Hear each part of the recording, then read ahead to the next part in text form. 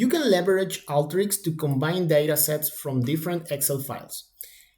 Today, I have two different datasets that don't share the same schema. The first dataset are some countries from the north, and I have the countries in the first column. I also have the area and the population. In my second dataset, I have some countries from the south, and I have the country column on the right. This is the most problematic scenario. I can use a union tool to join both datasets, and using the default configuration of autoconfig by name, run the workflow. Alteryx will read the names of the columns and will understand how to organize the data.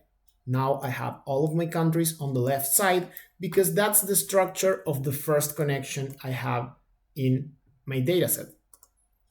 Dataset north, which is connection number 1, has country on the left. The only thing I need to do now is export this with an output data.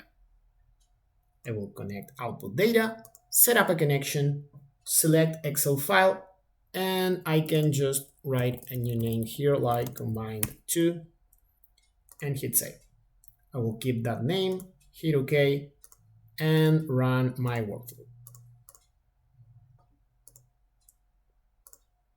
If I open that file, I have both datasets combined into just one spreadsheet. The second scenario is easier to deal with. In this case, I have the same two datasets, but they are sharing the same schema.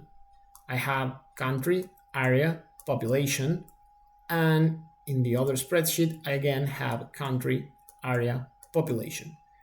I don't even need to use two input tools and a union tool here. I can just use one input data tool, and I will copy this file path into this input data tool, and I will leverage the wildcard. I will use a star here in the name of the file to open all of the file that starts with same schema. Doesn't matter what else is in the file name. For example, in here I have same schema north, and in here I have same schema south. But in here I'll be reading same schema anything else. And because both files share the same structure, I can run this and have Alteryx already combine my two different spreadsheets. The only thing that's left is outputting this in Excel. And I can create a new file here.